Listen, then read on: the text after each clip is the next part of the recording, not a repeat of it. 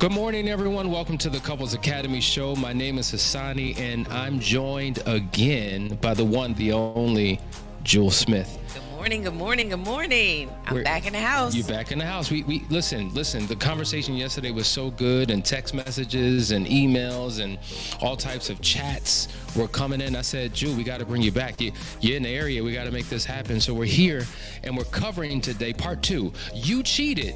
And guess what? Sorry just isn't enough. We talked about what the offender, the betrayer, the violator, what he must do or she must do beyond I'm sorry. But now we want to talk about what the betrayed spouse must do in order to truly embrace and accept the apology that has come through when it is generated. Because the reality is, at the end of the day, a sorry is a two-way street. I've got to extend it, but you've also got to receive it. And if you don't receive it the right way, then we may be still stuck in the place that we were in when the violation first happened. So we're going to talk about that. But before we get into the conversation, as you know, couple quick announcements. Today is Thursday. We're excited. Tomorrow is FOUNDRY experience. 45 men from around the world are going to be coming in. So we just ask that you will just send your prayers, your positive energy, your vibes. There's a lot that we're going to be doing.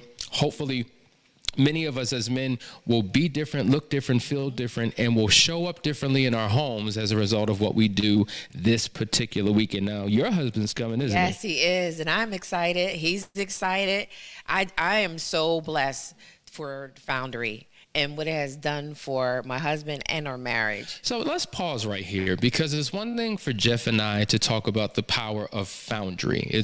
But when wives talk about it, because of what they've seen their husbands go through, it lands a little bit different. So I want you to talk to the women right now who have a man in their life who they were thinking about, should they join this? Will this really make a difference? What impact has it had on your marriage and your home? It has given my husband, a brotherhood. It has given him men that have allowed him to be the man that God has called him to be. They hold him accountable. They communicate on a daily basis. But first and foremost, it gave him the confidence to be that man, that husband, that father, that he has always wanted to do. Always wanted to be, But just think about it. Most men don't have that in their lives growing up. And those are the things that cause the ruckus in the relationships. This is true. The wives are feeling some kind of way. But when you have a man that have gone through the Foundry. Now who's tongue-tied today? Stuttering me. It's so phenomenal, because now we can communicate. Yeah. We have set goals together. We talk about everything. Yes, we still have our differences, but we work through them. Right. Because he is a man's man, and he's a godly man. Wow, that sounds great. So if you're considering it, listen, just like Unearthed is about to launch in just a week, Foundry is also about to launch our 12-week program, and the experiences this weekend. So it's going to be awesome. We're going to be giving you probably a little glimpse into what that experience was like probably next week. So listen, we encourage you to pray for us. It's going to be an amazing weekend, and hopefully you as a man, or your partner, your husband, your whoever he is in your life, will be the next in line to experience it as well. All right, let's dive into today's conversation. You cheated, your apology, your sorry just isn't enough. Now we're talking to the person who has been hurt, and we're going to go through this. We're going to really unpack this. So number one, right, if you're the person who has been violated, you need to first find clarity. This is critically important. Did the other person, now when we say find clarity, did that other person, your partner, your loved one, did they have a legitimate reason to do what they did? Now, number one, not everything's betrayal. Okay, so let's get that out of the way to begin with. But whatever it may have been, was it legitimate? Probably not, because there's no justifiable reason to engage in any type of betrayal that violates trust and creates a vulnerability in the relationship. So we know that, right? But understanding something and agreeing with something are two different things. It's important, if you're truly going to forgive, if you're truly going to move forward, if you're truly going to accept, the apology from your partner, that you first have clarity, and that comes from understanding why he or she did what they did. And I think that's important. Yes. Keep in mind that sometimes when we are seeking for clarity, we have to know what it is we're looking for ourselves. To sit there and say, okay, I need to understand, but what is it that you need to understand? How is it that you want to feel? What is it that it should look like? Those are the things that you need to think about as you're going through that process of trying to find your clarity.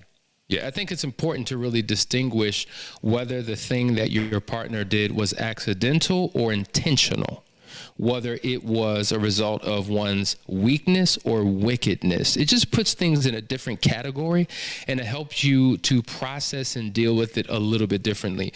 But so having clarity, critically important. And I find that a lot of times, particularly when it comes to betrayals, people are stuck because they haven't gone through a full disclosure. They haven't got all the answers. They don't necessarily understand the why. And it's hard for them to move forward because it's just not making sense in their head.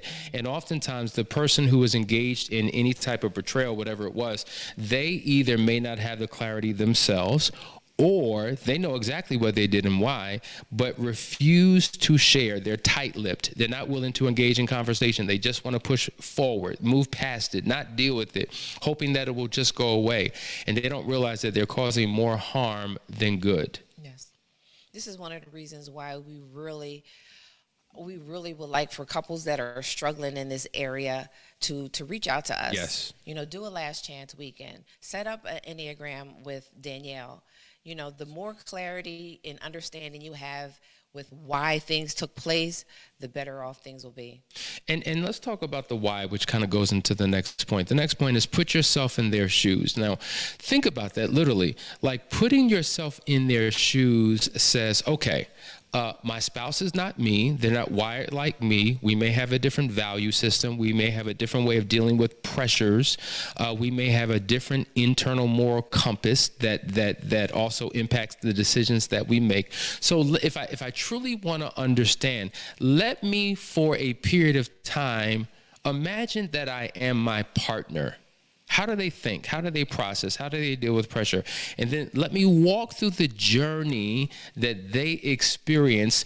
Not that I can agree, give a pass, to what they did, but so that I can understand it through their lens. We say empathy is looking at something through their eyes and hearing it through their ears and feeling it with their heart. This is the actual experience of doing it. And once again, it's not about right or wrong. It's not about whether it's okay or not. It's not even about whether it's legitimate. But in order for me to really have the breakthrough that I need, in order for me to understand the why, because it's not the what, it's not the who, what, when, where, how that people get tripped up about.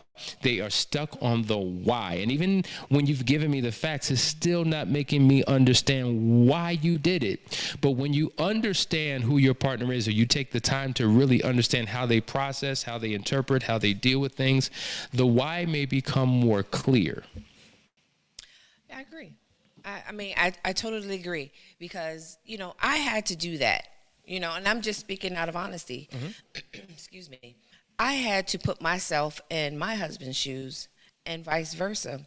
But in doing that, that allowed me to understand that there were some things that I contributed to it. There were some things that he contributed to it, but we could see it from each other's point of view. We were able to understand exactly what it was the other person was seeing and feeling. And I think that's critically important. And if you really take the time to reflect and to go through these exercises, and oftentimes it's not a one-time experience, but it's an ongoing process. Because think about it. I say this all the time. For as frustrated as a former unfaithful partner may be, every single time that their spouse is bringing up the conversation again, like, did we just not talk about this 2 days ago? Why are we still talking about it? The person who's struggling with it is having 10 times times more conversations with themselves about it. Like their mind is restless. They're staying up at night. They really can't sleep. It's affecting their appetite. It's constantly like there's a preoccupation with it. And it requires sometimes having these conversations ongoing. And so there's got to be a level of patience in terms of how you show up. And when you are forthright, when you are transparent, when you give all the details, it begins to help them to connect the dots. And when those dots are connected, the why begins to come. Now I get it. Not that I agree, but at least I understand what was happening. Yes, yes. And that kind of takes us to the next point, right? Because, you know, one of the now we're talking about the struggles of the person who does not accept the I'm sorry or the forgiveness, and how they could be the holdup in this whole restoration process. I think it's critically important as the third step. What has been done to move on? What I mean by that is when we truly evaluate how our spouse who has offended us has shown up since the defense. Let's take a look at that. What have they done? Has there been any restitution? Have they done anything consistently to bring about healing? Have they dotted I's, crossed T's, done what was necessary and requested by you to put you both as a couple in a better place? Because that's an actual process that we walk every single couple through.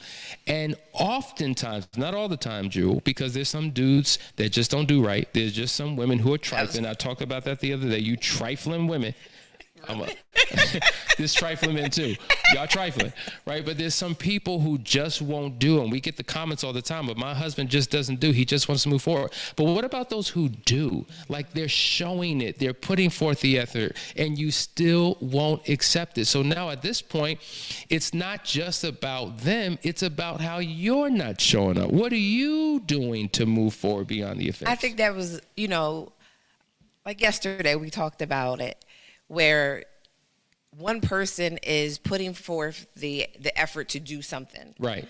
And the other person is not seeing it. It's because you look at it one way, she looks at another, or vice versa, where no one is saying, okay, this is what I need it to look like. This is what it should look like. You're leaving the other person. So they may be doing the work. Right. They may be showing up, but they're not showing up in the mannerism that you need them to show up in. So that's where the conversation has to take place. That's exactly where the conversation has to take place. And we will continue to have this conversation on the other side of this break. Stay tuned. You're watching the Couples Academy show. We'll be right back.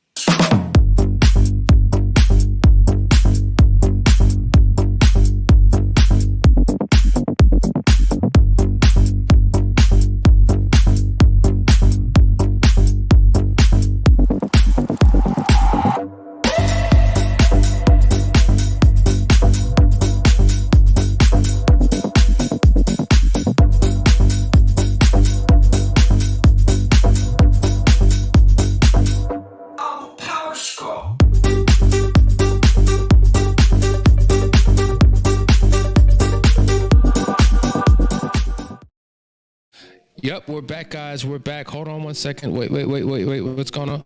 There we go. There we go. Yeah. We're back, right? We're talking about when an apology, when sorry isn't enough, all the necessary work that needs to be done. Let me just say this.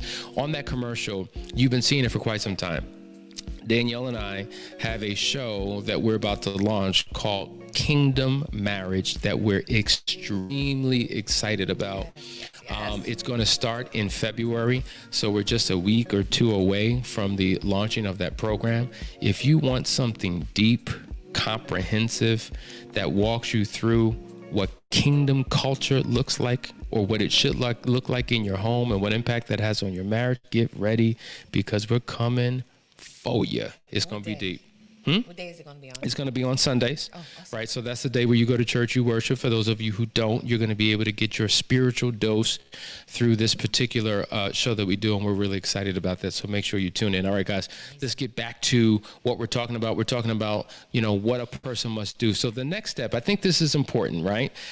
Because one of the challenges that I find that betrayed spouses in particular have, they know what they don't want, but they're not quite sure what they do want. Yes. And that is a problem because it leaves you stuck. So here's the point. Create a list of the things that you need from this person, in this case, your spouse.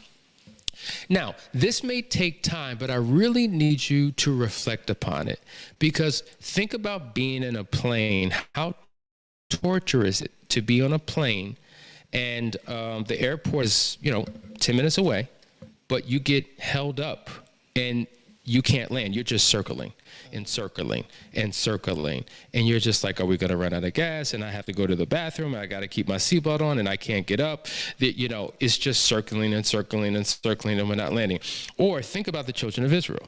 The children of Israel, once they left Egypt, they were supposed to enter into Canaan land, but that, some would say, 2-week journey turned into 40 years.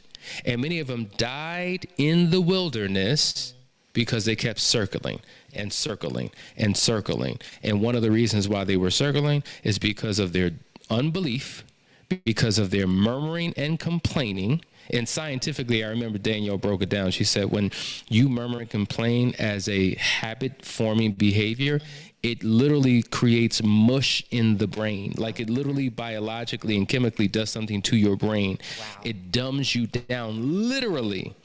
And so the reality is, if all we are doing is complaining, talking about what isn't, what we don't want, what we don't like, what we can't deal with anymore, but we haven't given our spouse clarity on what it is that we need, we now become a part of the problem. Jewel, we say this all the time, that you must become a student of your spouse.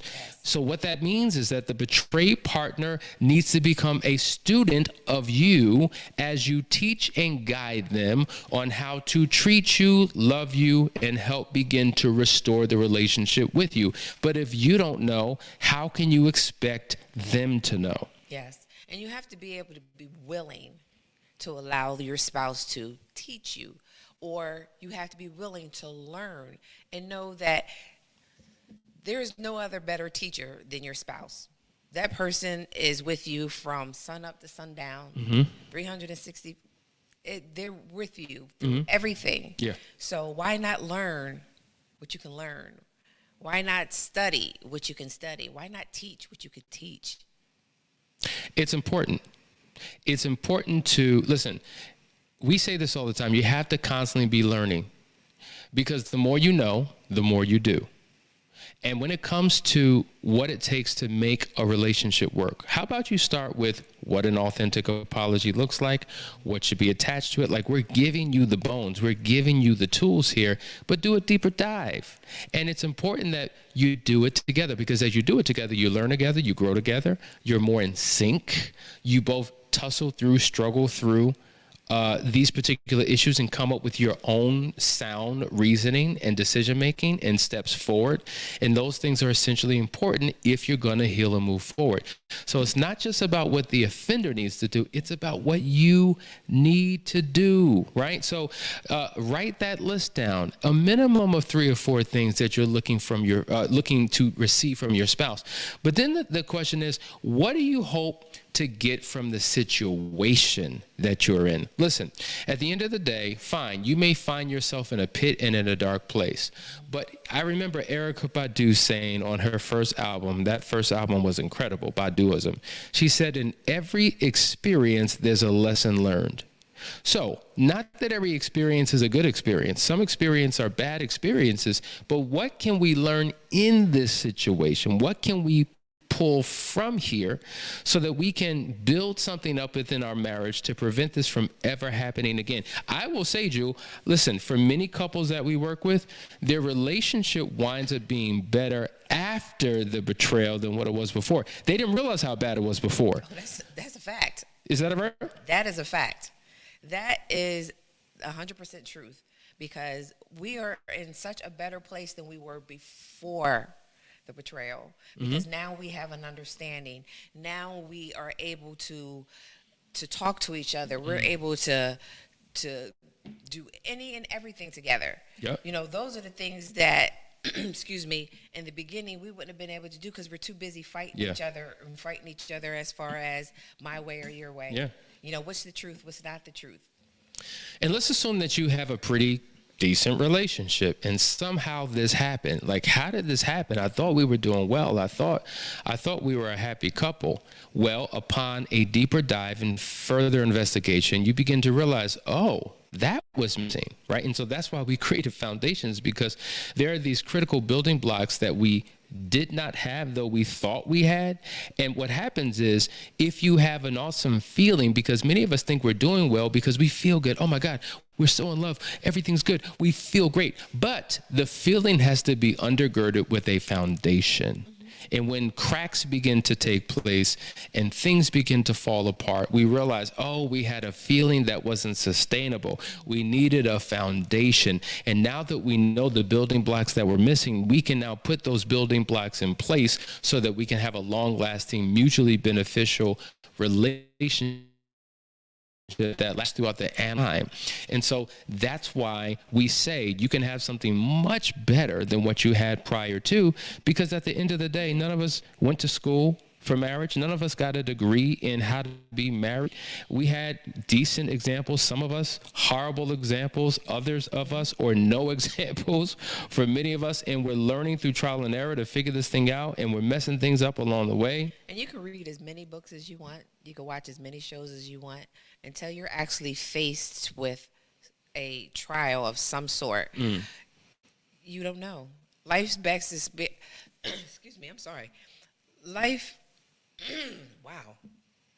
Best experience is to go through things, good things and bad things. If all you do is go through good things, you'll never know how to deal with the bad things. Yeah, so you can't appreciate sunlight unless you've been through rain. You can't experience or appreciate light unless you've been in darkness. So the books that you read, they come alive when you actually have situations. It's just like, oh, okay, yeah, I read that in a book. Oh, that's what that meant. Okay, now I can go back and recall, okay, this is what we now need to do, and it's become real to me because, you know, that book that I read that at the time wasn't applicable, but now it actually is. And so that's why we encourage you to read and encourage you to get that education, because there may be a time when you're in a situation and you can revert back to the foundation. Once again, the foundation that you have built and developed. All right, we got one more point that we want to talk about in terms of what needs to be done. So here it is. It says, beyond apologies, this is important, beyond apologies and restitution, meaning your partner is showing up the right way, they're doing the necessary things. What happens if you hold on to your hard feelings, anger, and disappointment? So listen, you created this list, you told your spouse what you wanted, he or she did it, and it still wasn't good enough for you. And it's just like, wait a minute, I did what you asked, but you keep moving the goalpost. You keep coming up with something new and something more. Not because what I'm doing isn't enough. Maybe you keep moving the goalpost because you're not ready to get unstuck. You still want to be mad. You still want to be angry. You haven't processed your feelings or emotions. The belief is, well, when you change, that'll heal me, but that is a lie. them changing and them doing what they need to do is important, but there's also the role that you have to play, and you have to deal with your own internal emotions. And if you refuse to do the work, then you're going to remain stuck. At the end of the day, we are so focused on trying to create change in our spouse, but aren't willing to do the necessary work to create the change within us. And we're tired and we don't feel like doing it. I tried it and it didn't work, but somehow we have this high expectation that change needs to happen for the spouse, but we justify and validate why it's not working for us. And that becomes a problem. Now, that would make me think, is that their form of punishment? Is that their way of saying that although you're doing what you need to do now, because you didn't do it when I needed you to do it or wanted you to do it, we're just going to punish you a little while longer. We're just going to, sit in this a little while longer. And who are you actually punishing? You're punishing yourself as well, because you're robbing yourself of what you experience in that relationship. And that's a good point. That's a good point, because I've heard, and you've probably heard many people say, so wait a minute. So they do me wrong, put me in this state, and now they apologize and show up as a different man or woman, and now I have to reward them. I'm rewarding them with what they compromised in the first place, a wonderful, submissive, forgiving spouse and having a great relationship. No. They have to hurt like I hurt. They have to be punished like they've punished me with his or her actions. And until I realize that they've suffered enough, I'm not willing to move forward. But then the question that I asked you is, well, you kick, you scream, you fuss, you fight, you shut down sexually, you don't show up in terms of duties and responsibilities in the household, you're in a miserable place.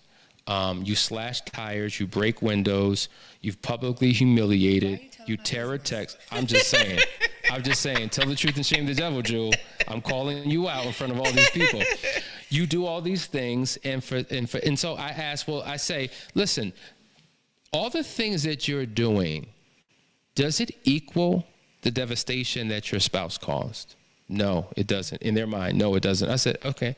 I said, well, do you think that if you continue to do these things, that it will ever equal the amount of the devastation your spouse caused?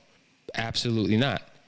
And so I'm like, well, then how long are you going to continue to do this? So if you do this for another year and it won't equal what he did in that moment, if you do this for 2 years and it doesn't equal what she did in that moment or for that season, how long will you continue to do this? Because you have just articulated that it'll never match the pain or the devastation of what they've done. So you're doing something, hoping that it produces a result that it just will not produce. And as long as you continue to spit venom and seek vengeance in these particular ways, not only does it tear him or her down, but it tears you down, because the hatred that you spew on others is what you're heaping on yourself. It keeps you in a broken, miserable state. It keeps you from forgiving. It keeps you from trusting. It keeps a wall up. There's no room for intimacy. There's nothing that you'll ever get that will bring you closer together and enter into oneness. And so you're contributing to your own relational demise. And then you're bringing yourself down. You are here, and now you're bringing yourself here just to make a point, just to make them hurt. Now, I'm not saying that they shouldn't hurt. That's not what I'm saying. But what I'm saying is, when they have done all that you have asked them to do, there has to be some form of forgiveness there, so that you yourself can move on. Your marriage can move on. We always used to say is forgiveness isn't for the other person, it's for you. But forgiveness cannot change the past, but it can change your future. Say that one more time. Forgiveness cannot change the past, but it can change your future. It can change your future. And so the question is, what type of future do you want? What type of future do you want with this marriage, with your family? Like, your history does not have to destroy your destiny. You are a part. And when you forgive, it is a destiny decision that you're making that can have an impact, not just on your marriage, but on generations to come. You got to understand what you do in your household. Many people think what we do behind closed doors is nobody else's business but our own, but that is a lie. That is not true. what you do behind closed doors will determine how you show up in the public. It will determine what your children see. It will determine the decisions that they make when they become of age. Like, you are on stage and your children have a front row seat to your life. Are they seeing your crazy? Are they seeing the pain? The story's not over. They can see the other side of this. They can see what happens on the other side of offense, on the other side of forgiveness. They can see a glorious relationship, but you have to make a decision about your willingness to truly forgive and let go. Listen, I hope that this was helpful and you got something out of this 2-part series. Tomorrow, we're dealing with Ask the Experts. So it's an opportunity for you to get your questions in. It's all about you. So we hope that you get in early, you ask your questions, and then we'll be starting a new series on Monday, probably as a continuation, not on forgiveness, but maybe we need to talk about what forgiveness really looks like, because that is one of the things that people struggle with a lot. Yes. And I think it requires another deep dive. So enjoy the rest of the day. We'll see you tomorrow morning for Ask the Experts. Love you guys. Take care.